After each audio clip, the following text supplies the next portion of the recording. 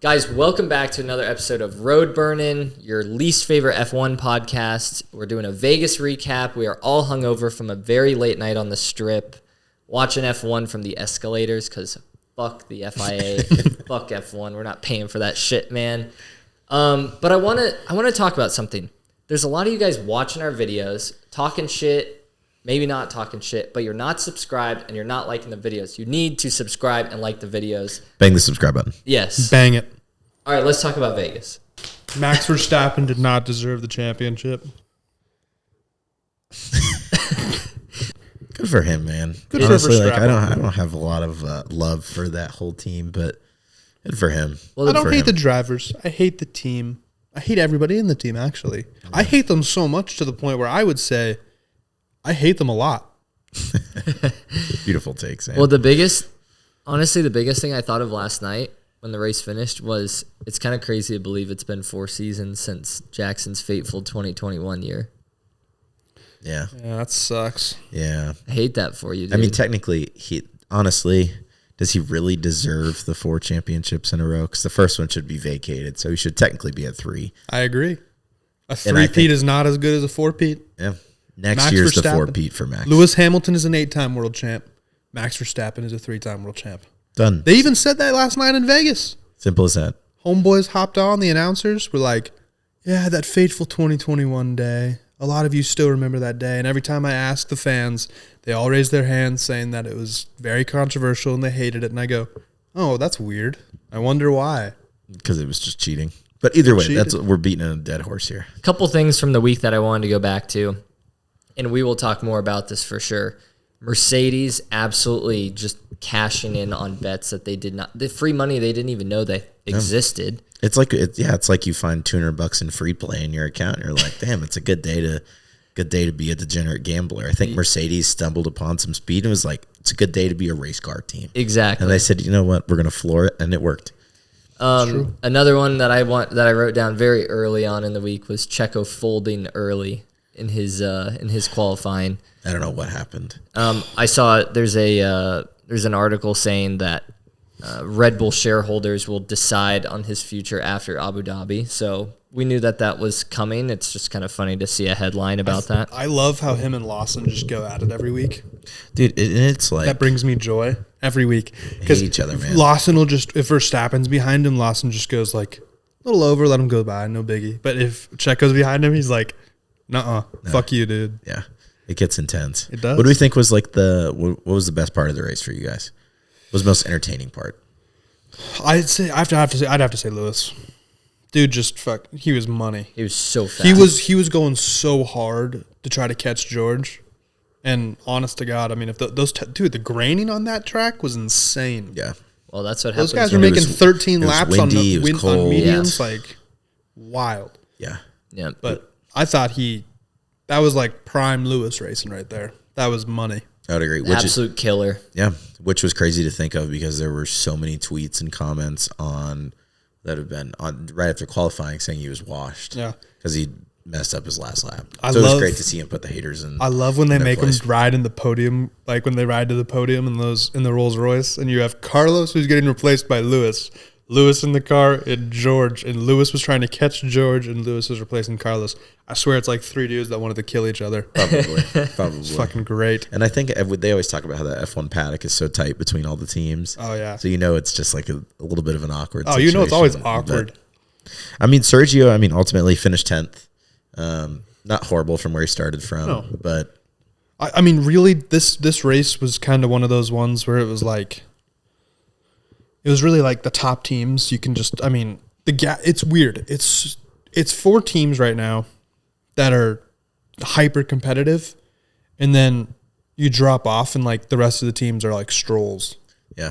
Like they're Lance Stroll. Like they're just not good. It's. I don't know. I know there's always been a big gap, but it just seems like the weirdest gap. I think Because you have 6 teams that literally, besides Alpine that one weekend, which was just absolutely mad. But you have 6 teams that are just, I'll say it, they're horrendous. Yeah, I think the difference is like in previous years, it's usually 2 teams at the top fighting, and then you got like 100-point differential, something 100, even like 150 point. But I feel like this year, because it's so close, Obviously, Mercedes isn't catching anyone for the constructors, but it's still close relatively. That I think it's providing some good racing. Well, they're making it interesting to where it's not like Mercedes isn't going to win the constructors. I think we would have said that 6 months ago. We would have said that 6 days ago. Yeah. But by them beating out the teams that are actually competing for it, it makes the Ferrari, Red Bull, McLaren race even more entertaining, I think. I would agree. I think the other greatest part of the season is you have those 4 teams at the top that are competing for wins. Then you have the Aston Martin, Haas, Alpine, and RB teams all within like 30 points of each other. Yeah. So really, you have 3 teams within, 3 or 4 points of each other? Yeah, well, the 3 that outside of Aston Martin, those teams I think are literally like a point off of each other. Yeah, like that's you're talking about $10 million difference for each spot. Yeah. And those teams they need that money. Yeah, they're broke. Yeah. And I think we talked on it in Brazil or after Brazil, but we probably didn't even give it enough props. But I'm sure people would agree that like that was the biggest thing to me about Alpine finishing on the podium, double podium in Brazil. It had nothing to do with like, wow, look at this crazy like race that they had. It was like, dude, look how much money that they're gonna make. $50 million difference. Yeah. It's insane if they can hold on. So the current standing, obviously, you have McLaren at 608. They're in first. Ferrari 584. Red Bull 555. Mercedes 425. And then this is where you get into like the close ones. And you got Aston Martin 86. Haas 50. Alpine 49. RB 46. If Gasly's engine doesn't blow out yesterday, he probably finishes in the points, and they're still in 6th. Yeah. Oh, yeah. I'll say that. Oh, yeah. Because Gasly was looking pretty good, and then he just started screaming on his radio, and then you just saw his car start smoking, and I was like, oh, that's the thing. That's like, honestly, and like, I feel how you feel about Pierre, but he had a hell of a weekend, and then the car just kind of let him down. That sucks. That's Alpine, dude. But that's the nature of Formula One, which is what makes it brutal. It's not just the driver. It's so much of like, all right, well, I feel like a lot of it even goes back to like the pit crew. And obviously we know how much like people, I think, tend to overlook all that. And like, all right. Do you think, so entering 2025, because I'm already looking ahead for the drivers, who, according to this, from what I saw, Lando Norris is actually the favorite entering 2025, the favorite for the World Championship. Tim? I disagree. What do you guys think? I would disagree too, because like whether you think he won 3 or whether you think he won 4, he's still like actively the best driver on the grid. Yeah. And the most competitive. I mean, yes, people on the Hamilton camp would say that he's better, but I just mean like from like a short-term memory thing. Yeah. Like if you know what I mean, like if you want someone to go in a battle with and fucking win, like a one race winner takes all. Yeah. I'm gonna put Max in my car before I put Lando or Lewis or Carlos or Leclerc. Yeah. I think the thing too is like I think Verstappen should be favored for next year, no matter how much I dislike saying that. Even with how much their car's kind of fallen off. I mean, he still is by far the best driver. That's the thing. Is like Red Bull. I know, obviously, knew he's leaving. That's a big drop off. But I think after summer they'll get back on track and be in a better spot. I still think the thing that they should do is Toto should kick Antonelli and take Max.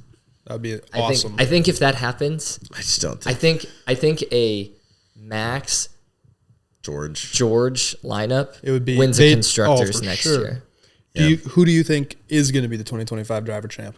I mean, I know it's hard to say because we haven't seen the cars yet, but I'm going to go out on a limb and I'm going to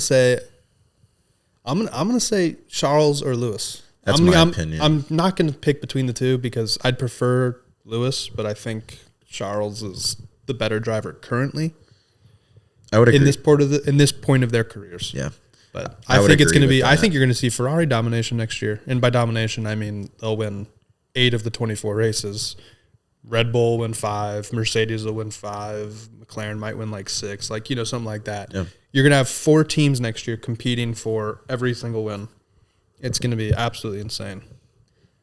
I wish that would happen, but it's one of those like fool me once, fool me twice type things of like, very true. I don't know if I want to get hurt again, but I probably will. Come Bahrain, I'll put on the hat. I'll sit, Ferrari year. I'll sit in my Ferrari bed, like the Lightning McQueen bed that I had as a kid, and I'll be like, boys, it's gonna happen this year. And then Bahrain's gonna go crazy. Australia's going to go crazy, and then by Miami, I'm going to want to put a bullet in my head. You'll be snuggling. You'll be snuggling with your Lewis Hamilton body pillow. Yeah. Might build a Lewis. Yeah. Your pregnancy pillow. Yeah. Yeah. I'd like to think that Ferrari can pull it off heading into next year, but I think Ferrari would just pull one of those. They're in Abu Dhabi. They're making that last pit stop. Lewis Hamilton is behind Max Verstappen by 2 points. He's coming in for that last pit stop. He's got a good lead. There's no tires. Like, that's the exact thing Ferrari would do. So it's like, oh, okay. We're back. I will say, I think Max will win the most races next year. Really? He may not win. If a lot of people may agree with you and say he may not win the title, I think he wins the most races, though. Let's see that. Let's take a step back to Vegas. What do we think? Do we think the locals enjoyed the race? It didn't seem like there was as many people in the stands this year. No, They had about 300,000 or something, 306,000, I think, in the total attendance for the weekend, which is still really, really good. It's one of the most attended races. They got to drop their prices. I think the prices are too high. I mean, They hyperinflated them. I mean, dude, I hopped on Ticketmaster just to like check to get like the 3 or 4 day 3-day grandstand pass or whatever. Yeah. They were like $1,000. Yeah. And I'm like, dude, I'm sitting in bleachers. Yeah, that's the thing. You're sitting in bleachers, and then it's like, I think the bigger issue too is like you can't even afford a hotel room. Nope. It's like you're not staying on the strip that week. Oh, hell. It's super expensive. You're staying at the Motel 6, like right by Crackville. Yeah, you're staying over in like South. You're staying in the Las sewers of I'm Vegas. going to stay in Henderson and just drive in every day. Fucking Reno people. I did see something, and it was the same thing last year of like people that didn't buy tickets. They just sit on the escalators and go up and down repeatedly. I got a kick out of that last year and didn't realize it happened again until this morning. Dude, if I was them, there's always a button to do the emergency shut off on the escalator. You're stuck in the escalator. Yeah. Bring a chair, some snacks, some food, man. You're just sitting there watching the race in a stuck elevator. Escalator. Same thing. Some elevate. They both go up and down. The elevelator. Yeah, elevator. I don't know. It was pretty funny. The last thing I want to say though, we got to go back to this on what we were talking about for next year. This tweet that I saw was probably like our best case for like people are going to say, oh, it's going to be Max again all year next year, or it's not going to be as competitive. Like we got lucky this year though. This tweet sums it up. Our boy Vin Designs 2013. I don't know what that means, but whatever. As an F1 fan, if you would have told me before the season that between Lando and George they win 5 races and get DQ'd from another W and get 10 poles, I would take that. Remember, Max was supposed to win every race this year again. Instead, it was one of the better F1 years in all recent memory. I'll argue and say it's been the best year in a long time. Yeah, When was first time ever you've had 4 constructors? I was reading this fact. First time ever you've had 4 constructors win multiple races for each team. Yeah. Both drivers. 4 except teams, for right? Checo. So you had 4 teams win 4 more races this year. It's the first season in history in which 4 constructors have won at least 4 Grand Prix each. And the first season in history in which 7 drivers have won multiple Grand Prix. Yeah, that's we will cool. never see that again. Yeah. No. So I think, and arguably, like I think this was a better season than the 2021 Lewis and Max battle.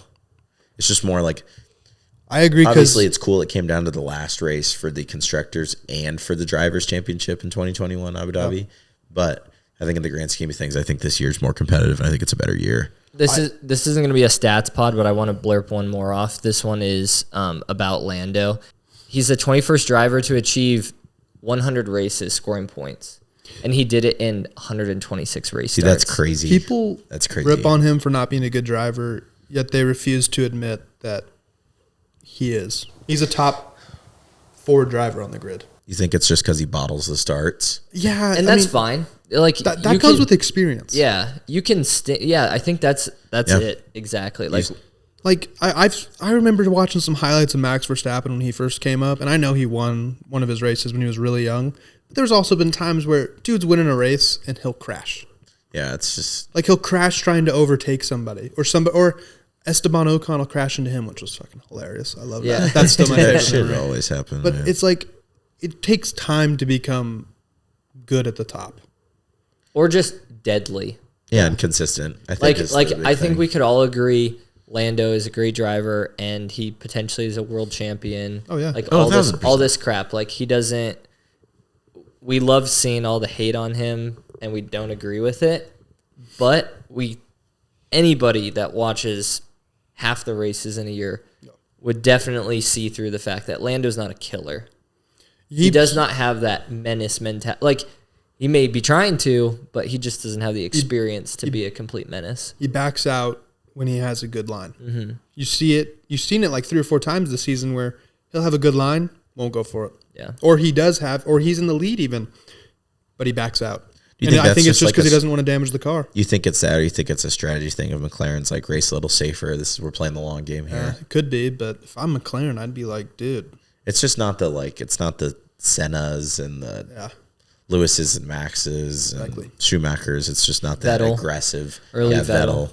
Even Fernando and stuff like that. Yeah. Very aggressive. Those dudes would just go for it.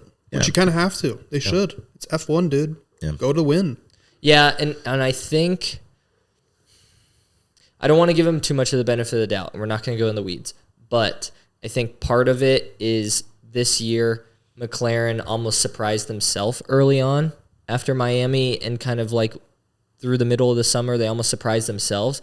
And it was like, we don't want to turn into Ferrari where we fuck it up for ourselves. So they were playing not to lose rather than playing to win. Interesting. So, maybe under a full season next year, it might be a little bit more mentality. I was very early on talking about how they needed to be careful about not fucking away the constructors. And that's still, I think we don't have to talk on that right now, but we can definitely talk on that after Qatar of, if this gets away from them again, like more so, like if Ferrari actually wins this thing, like I think that really could happen. Oh, yeah.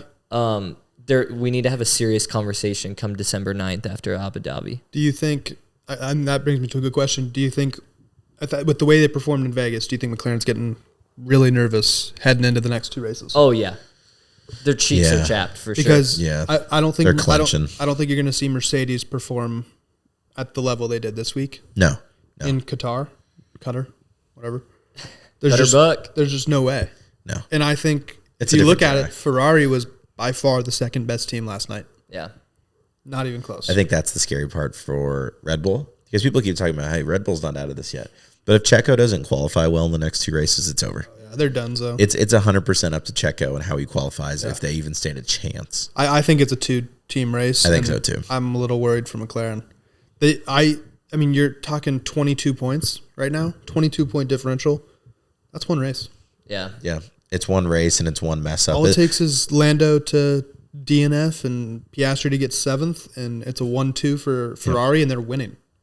Like, very good chance Ferrari wins this on a crazy comeback. McLaren, figure your shit out, dude. I really want to know what people think. I would love to see like a not necessarily gamble bets, but just like people in the comments. I want to know, do you think it's going to be McLaren? Do you think it's going to be Ferrari? Yeah, what's your gut? Or Red Bull. Do you think Red Bull's going to stay? Yeah, Are you going to stick with Red Bull? The odds for the rest of the season on the Constructors' Championship, McLaren last week or before this race was minus 600. Now they're minus 460. Ferrari's now plus 300. So you're talking about a you're talking about a 25% swing towards Ferrari. Ferrari's now what? Repeat that. Plus 300. If I'm taking that. And I think they were plus 500 before the weekend. I'm taking that bet. Oh, I would too. With the way they need performed. to throw some golden nuggets in the bank account right now, and dude, might as well. Yeah. $10 wins you 30, man. I'm taking that bet. And I think the other thing too is like, I think that's the bet. it's funny to look at like if you take us back like 6-8 weeks, what those odds were at. I know It's insane. Sam and I were talking about this the other day. There was a point in the early part of the season or like middle part of the season when Ferrari started to show kind of glimpses. Dude, I'm sure their odds were sitting at like over 1,000 plus 1,000. I almost wish I would have taken that. No, it was like plus 2,300. If you look at the beginning of the year after Max had won the first 5 races, even if you would have taken McLaren or Ferrari, they were both at like plus 1,800, plus 2,000. So I mean, you throw $10 on that. Hello, yeah, my God, yeah. Again, What is we thought it was going to be. What's a Red Bull's odds sitting at right now for them to win the constructors? Red Bull is sitting at, I believe they're at like plus like 6,000. Yeah, it went a little bit further away, which is kind of surprising. It's just Checo, man. If he doesn't qualify well, they don't stand a chance. Yeah. Max can't win. They're at plus 10,000. They're plus 10,000 to win the constructors. So they're out of it for sure. Because they are. That's why I was like, no one in their right mind thinks Red Bull's got a chance to win. I still think Ferrari at plus 300, 24 points. That's first place finish. Yeah. Yeah. So to recap this again, McLaren 608, Ferrari 584, Red Bull 555. So things would have to go crazy haywire for Red Bull to win it. You need a You would need DNF some next DNFs. week from both Ferrari and McLaren. Yeah, At least one exactly. car, Yep. which realistically, we know Formula One. It's not that not far out unheard of the of. realm. You'd have a crash at turn one, maybe you get a puncture. But I will say, as a nerd, making it through, we don't have any more street circuits, so Yeah. that eases a little bit. Yeah, You're going to see Ferrari and McLaren drive very safe the last few races because they're going to go, it's better to get the 8 points than DNF. Yeah. I agree. And those two are going to be going at it. I think whoever wins next week, whoever has the better week, will win the constructors heading into Abu Dhabi. Even if McLaren gets like a 3-4 and Ferrari gets a 1-2, and that's a 12-point differential for McLaren, I still think Ferrari takes it because you're going to carry momentum into these last 2 weeks because the tracks are similar. I mean, you're racing how far away is Qatar and Abu Dhabi? It can't be that far away. No, I mean, it's From probably each just other. A few hours. Just a puddle jumper. yeah.